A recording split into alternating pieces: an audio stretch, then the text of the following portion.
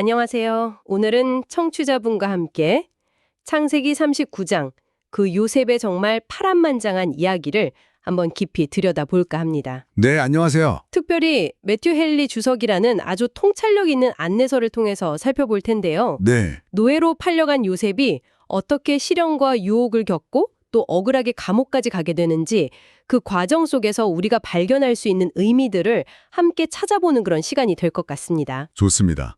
요셉 이야기는 언제 봐도 참 흥미롭죠. 이야기는 바로 그 요셉이 애굽의 시위대장 보디발에게 팔려가는 장면으로 시작하죠. 창세기 39장 1절인데요. 네, 매튜 헨리 주석은 이 부분을 좀 흥미롭게 봐요. 보디발이 헐값에 요셉을 샀다고 하지만 사실은 값을 매길 수 없는 보물을 얻은 거다. 이렇게 말하더라고요. 그렇죠. 하나님께서 요셉을 바로 그 바로의 신하에게 보내신 것 자체가 요셉을 더 큰 인물로 준비시키려는 계획의 일부였다. 이런 시각인 거죠. 계획의 일부였다. 네. 주석은 여기서 하나님의 섭리라는 개념을 아주 중요하게 다룹니다. 이게 단순히 운명이나 우연 이런 거랑은 좀 다른데요. 모든 일, 심지어 요셉이 노예로 팔려가는 것처럼 되게 안 좋아 보이는 상황 속에서도 하나님께서 더 크고 선한 목적을 이루어 가신다는 그런 믿음을 의미하죠. 그러니까 안 좋은 상황 속에서도 하나님의 계획이 있다는 거군요. 맞습니다. 보디발이라는 특정 인물에게 요셉이 가게 된 것 같은 어떻게 보면 사소해 보이는 그런 디테일 하나하나가 사실은 하나님의 큰 그림 속에서는 다 중요한 역할을 한다는 겁니다. 그렇군요. 노예 신세가 되었지만 하나님은 요셉과 함께 하시면서 그를 형통하게 하신다고 나오잖아요. 창세기 39장 2절 3절에요. 네, 그렇죠. 여호와께서 요셉과 함께 하심으로 그가 형통한 자가 되어. 주석에 따르면 요셉 덕분에 이전에는 어땠을지 모를 보디발의 집안이 눈에 띄게 번창했다고 해요. 네, 맞아요. 요셉 개인의 성실함이나 재능도 있었겠지만 거기에 더해서 하나님의 특별한 복이 임했다는 거죠. 네. 여기서 주석이 짚어주는 중요한 점이 몇 가지 있더라고요. 첫째는 그 요셉의 형들이 그의 화려한 옷, 그 색동 옷은 빼앗아 갔지만 그의 내면에 있는 지혜라던가 덕성 같은 가치, 이런 거는 결코 빼앗을 수 없었다는 사실이에요. 그건 정말 중요한 지적이네요. 내면의 가치는 빼앗을 수 없다. 그리고 또 하나는 세상이 우리를 사랑하는 사람들이나 친구들과 떨어뜨려 놓을 수는 있어도 우리와 함께 하시는 그 하나님의 임재만큼은 빼앗아갈 수 없다는 점, 이것도 강조하더라고요. 그렇죠. 홀로 그 낯선 애굽 땅에 떨어진 요셉에게 여호와께서 그와 함께 계셨다는 이 사실 자체가 아마 가장 큰 힘이고 위로가 되었을 겁니다. 그랬겠네요. 결국 진정한 형통, 그러니까 진짜 잘 되는 것의 근원은 바로 이 하나님의 함께하심이 있다는 것을 주석은 아주 분명히 합니다. 하나님과의 동행이 형통의 핵심이다, 이 말씀이시네요. 네, 바로 그겁니다. 요셉의 그런 성실함은 결국 주인의 눈에 띄어서 가정 총무, 꽤 높은 자리잖아요. 거기까지 오르게 되죠. 맞아요. 창세기 39장 4절 6절에 나오죠. 주석은 이 대목에서 근면하고 정직한 태도가 결국 성공으로 이어진다는, 어떻게 보면 당연하지만 또 아주 중요한 원리를 다시 한번 생각하게 해줍니다. 네, 잠언에 나오는 말씀처럼요. 자기의 일에 능숙한 사람은 왕 앞에 설 것이요. 그 말씀이 떠오르네요. 그렇죠. 그리고 보디발이 요셉에게 모든 것을 맡기는 게 결국 자기한테 이득이라는 사실을 깨달았다는 점도 참 흥미롭습니다. 시편 101편 6절과도 연결지어 생각해 볼 수 있죠. 그 말은 하나님을 경외하는 사람을 신뢰하는 것이 지혜롭다는 그런 통찰인 거군요. 바로 그거죠. 또한 그 작은 일에 충성된 자에게 더 큰 일을 맡기신다는 원리. 마태복음 25장 21절에서도 강조되는 이 원리가 요셉의 삶에서 실제로 나타나는 걸 볼 수 있습니다. 네. 보디발이 얼마나 요셉을 신뢰했는지 성경에 보면 자기의 먹는 음식 외에는 간섭하지 아니하였더라. 이렇게 기록될 정도였으니까요. 와, 정말 대단한 신뢰네요. 자기 먹는 것 빼고 다 맡겼다니. 그렇죠. 그런데 주석에서 제가 특히 인상 깊었던 부분은 하나님께서 요셉 때문에 그의 주인인 애굽 사람 보디발에게까지 복을 주셨다는 점, 창세기 39장 5절이죠. 이걸 강조하는 부분이었어요. 맞습니다. 아주 중요한 지적이에요. 보디발은 하나님을 알지도 못했는데 말이죠. 네. 선하고 신실한 사람 한 명이 그 주변에 얼마나 큰 축복의 통로가 될 수 있는지를 보여주는 대목이죠. 아하. 심지어 하나님을 모르는 사람이나 때로는 악한 사람조차도 신실한 이들 덕분에 번영을 누리는 경우가 있다는 꽤나 놀라운 통찰을 헨리 주석은 여기서 제공합니다. 정말 놀랍네요. 이렇게 모든 것이 잘 풀리는 듯 했지만 요셉에게 정말 예상치 못한 큰 시련이 닥치죠. 바로 보디발 아내의 유혹입니다. 네, 창세기 39장 7절부터 그 내용이 시작되죠. 주석은 그녀의 행동을 정말 강한 어조로 비판해요. 뻔뻔스럽고 부끄러움을 모르는 행동이라고까지 표현하더라고요. 네, 맞아요. 주석은 이 유혹 사건을 여러 각도에서 분석하는데요. 먼저 죄가 보는 것에서 시작되었다는 점을 지적합니다. 보는 것에서요? 네. 그녀가 먼저 요셉에게 눈짓했다고 성경은 기록하는데 이게 요셉의 용모가 빼어나고 아름다웠다는 그 외모와 관련이 깊다는 거죠. 아, 요셉이 잘생겼었군요. 창세기 39장 6절에 나오죠. 그렇죠. 주석은 여기서 외적인 아름다움이 때로는 자신과 타인에게 올무, 그러니까 덫이 될 수 있음을 경고합니다. 그러면서 욥기 31장 1절을 언급하면서 눈을 지키는 것이 중요하다고 강조해요. 보는 것에서 시작된 죄가 점점 더 대담해지는군요. 나와 동침하자는 아주 직접적인 요구까지 이어지니까요. 네. 주석은 그녀가 이미 마음으로 간음했으며 그 정욕에 사로잡히면 염치나 체면 같은 것은 그냥 사라져버린다고 설명합니다. 와, 마치 악한 영에 사로잡힌 것 같다고까지 비유하더군요. 더 무서운 건 그녀의 집요함 같아요. 성경은 그녀가 날마다 창세기 39장 10절에 보면 날마다 요셉에게 끈질기게 유혹했다고 기록하고 있잖아요. 맞습니다. 주석은 이것이 그녀에게는 정말 큰 죄악이지만 요셉에게는 어마어마한 시험이었을 것이라고 봅니다. 그렇죠. 매일같이 그러면. 어쩌면 뭐랄까 세상의 고난으로는 요셉을 무너뜨릴 수 없으니까 사탄이 달콤한 쾌락이라는 다른 방식으로 공격했을 가능성도 있다. 이렇게 제기하기도 합니다. 와, 정말 강력한 유혹이었겠네요. 그런데 이 엄청난 시험 앞에서 요셉이 보여준 저항과 그 덕성은 정말 놀랍습니다. 그렇죠. 주석에서는 요셉의 이 승리를 마치 그 다니엘의 세 친구가 불타는 풀못불에서 구출된 것에 비견할 정도로 하나님의 강력한 은혜가 나타난 사건으로 평가하더라고요. 네, 그렇습니다. 유혹이 얼마나 강했는지를 주석은 아주 구체적으로 분석하는데요. 첫째, 죄 자체의 본성, 특히 젊은 남성인 요셉에게 불결함이라는 유혹은 넘어뜨리기 쉬워 보였다는 점.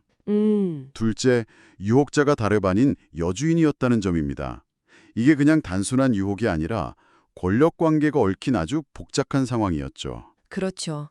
거절하기 어려운 위치였겠네요. 네, 순응하면 이익을 얻을 수도 있지만 거절하면 큰 위험에 처할 수 있는 그런 상황이었습니다. 셋째, 아무도 없는 은밀한 기회가 주어졌다는 점입니다. 창세기 39장 11절 보면 집안에 단둘이 있었잖아요. 아, 그랬죠. 발각될 위험이 적어 보였기에 유혹은 더 강했을 겁니다. 그리고 넷째, 끈질긴 요구에 더해서 결국에는 옷을 붙잡는 물리적인 강제 시도까지 있었다는 점이죠. 창세기 39장 12절에요. 와, 진짜 사면초가 같은 상황이었네요.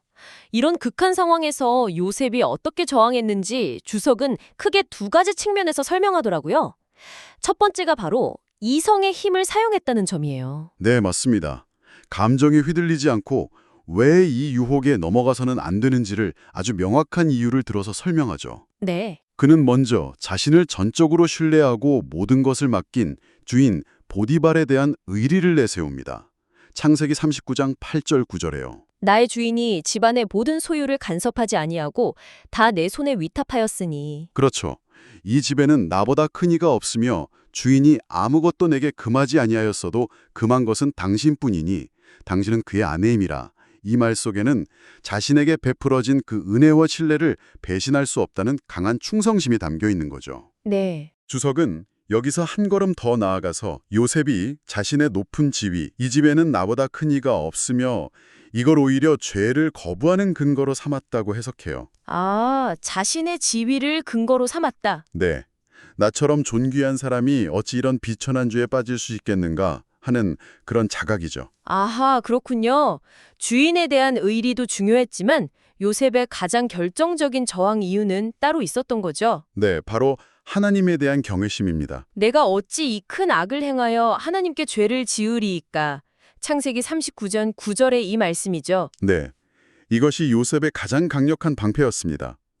주석은 죄, 특히 그 성적인 죄를 단순히 잘못된 행동이 아니라 영혼을 파괴하는 큰 악으로 규정해야 한다고 강조합니다. 큰 악이군요. 그리고 모든 죄는 궁극적으로 하나님 앞에서 짓는 것이며 하나님을 거스른다는 그 사실 자체가 신실한 영혼에게는 가장 큰 고통이자 죄악으로 느껴진다는 점을 설명합니다. 사람의 눈은 피할 수 있어도 하나님의 눈은 피할 수 없다는 그런 인식이죠. 이성적인 판단뿐만 아니라 요셉의 아주 단호한 결단력도 유혹을 이기는 데 중요한 역할을 했어요.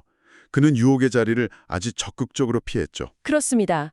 성경은 요셉이 보디발 아내의 말을 듣지 아니할 뿐더러 동침하지도 아니하며 함께 있지도 아니하니라고 기록합니다. 창세기 39장 10절에요. 함께 있지도 않았다. 네, 유혹에 빠지지 않으려면 아예 그 유혹의 가능성이 있는 상황 자체를 피해야 한다는 아주 실질적인 지혜를 보여주는 거죠. 주석은 해로운 것을 피하려면 위험한 길 자체에 들어서지 말아야 한다고 덧붙입니다. 심지어 그녀가 물리적으로 옷을 붙잡았을 때 요셉은 그 옷을 버려두고 즉시 도망쳤잖아요. 창세기 39장 12절이에요. 네, 맞아요. 주석은 이 장면을 요셉이 정말 잠시도 망설이지 않고 마치 생명을 구하듯 그 자리를 박차고 나갔다고 아주 생생하게 묘사합니다. 와, 좋은 옷을 잃는 것보다 깨끗한 양심을 지키는 것이 훨씬 더 중요하다는 교훈을 여기서 얻을 수 있죠. 그렇죠. 양심을 지키는 게 중요하죠.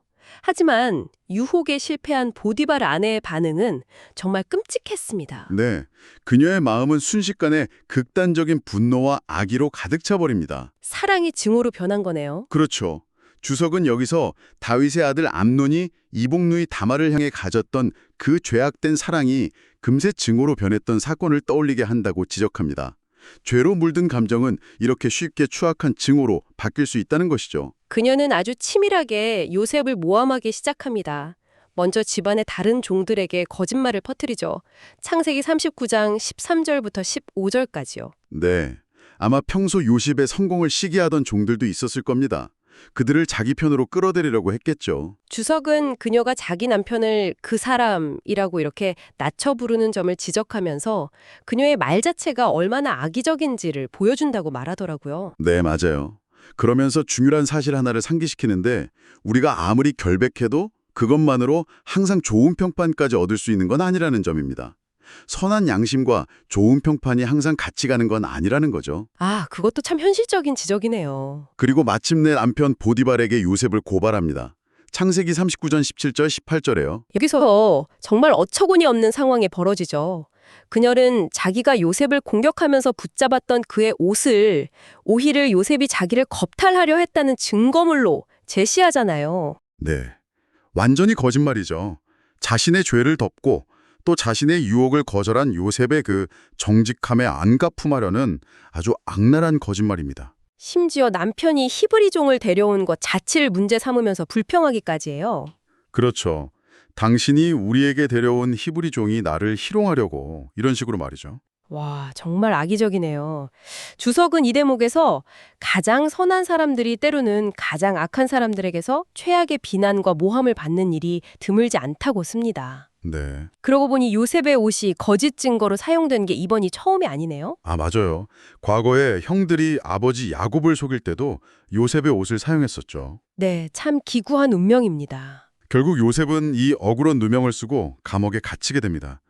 창세기 39장 19절 20절에 나오죠. 보디발은 아내의 말을 믿었고 요셉은 글쎄요, 아마도 여주인의 체면을 생각했거나 혹은 어차피 자신의 말을 믿어주지 않을 것이라고 판단해서 적극적으로 변명하지 않았을 수도 있겠네요. 네, 주석은 그런 가능성을 시사합니다. 여기서도 근데 하나님의 개입을 봐요.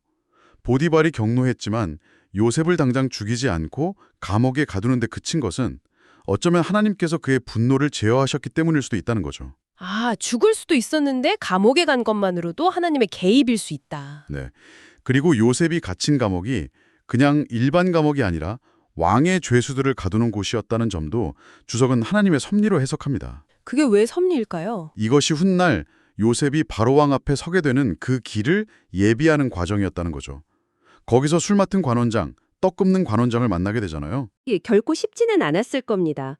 시편 105편 18절은 그의 발은 착고를 차고 그의 몸은 쇠사슬에 매였으니 라고 묘사하며 그 고통을 암시하죠. 네, 고통스러웠겠죠. 하지만 중요한 것은 그 절망적인 감옥 속에서도 하나님은 여전히 요셉과 함께 하셨고 그에게 변함없는 인자, 즉 사랑과 자비를 베푸셨다는 사실입니다. 창세기 39장 21절이죠.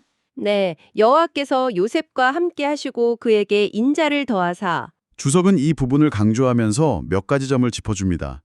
첫째, 하나님은 당신의 백성이 고통 가운데 신음할 때 결코 외면하지 않으신다는 것. 시편 69편 33절 말씀처럼요. 감옥의 벽이라도 하나님의 임재를 막을 수는 없다는 겁니다. 둘째, 깨끗한 양심을 가진 사람은 감옥이라는 최악의 상황 속에서도 선하신 하나님을 만날 수 있다는 것입니다. 정직함은 어디서든 하나님의 은혜를 경험하는 통로가 된다는 거죠. 실제로 요셉은 감옥 안에서도 놀랍게 인정을 받아요. 어떻게 그럴 수 있었을까요? 주석은 두 가지 요인을 제시하는데요. 첫째는 하나님께서 간수장의 마음을 움직여 요셉에게 호의를 베풀게 하셨다는 점입니다. 창세기 39장 21절 후반부에 나오죠. 아, 간수장의 호의? 네. 예상치 못한 곳에서 도움의 손길을 만나게 하시고 심지어 적대적인 환경 속에서도 긍휼을 얻게 하시는 하나님의 능력을 보여주는 대목이죠. 시편 106편 46절 말씀과도 연결해 볼 수 있습니다. 하나님께서 예비하신 도움의 손길이 있었군요. 네. 그리고 두 번째 요인은 바로 요셉 자신의 변함없는 성실함과 능력입니다.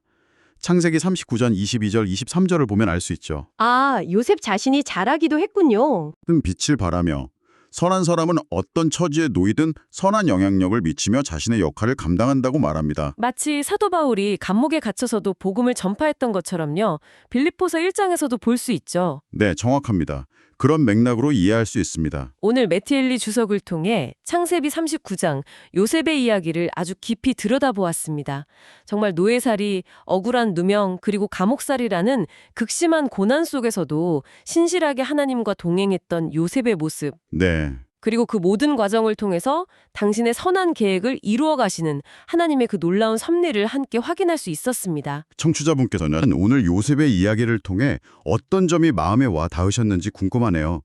어쩌면 우리가 요셉처럼 예상치 못한 시련이나 부당한 상황에 놓일 때가 있잖아요. 그렇죠. 그럴 때 오늘 나눈 이야기들이 조금이나마 흔들리지 않고 성실함을 지키며 또 보이지 않는 더 큰 계획을 신뢰하는 데 작은 도움이 될 수 있지 않을까 그런 생각을 해봅니다. 네. 마지막으로 주석이 실적 언급했던 부분을 가지고 청취자분께 질문 하나를 던지면서 마무리할까 하는데요. 네, 어떤 질문인가요? 주석은 요셉이 자신을 변호할 기회가 있었음에도 불구하고 아마도 적극적으로 나서지 않았을 수 있다고 시사한다고 했잖아요. 네, 그랬죠. 네, 우리는 어떻게 반응해야 할까요? 때로는 침묵하면서 하나님의 궁극적인 정의를 신뢰하는 것이 지혜일 때도 있고 또 때로는 적극적으로 목소리를 내서 진실을 밝혀야 할 때도 있을 텐데요. 그 경계는 어디에 있을까요? 아, 정말 어려운 질문이네요. 네, 오늘 나는 요셉의 이야기를 바탕으로 청취자분 스스로 한 번 더 깊이 탐구해 보시면 좋을 그런 질문인 것 같습니다. 좋은 질문입니다. 오늘 저희와 함께 이 깊은 이야기에 동참해 주셔서 정말 감사합니다. 네, 함께 해주셔서 감사합니다. 다음 시간에 또 다른 흥미로운 이야기로 찾아뵙겠습니다.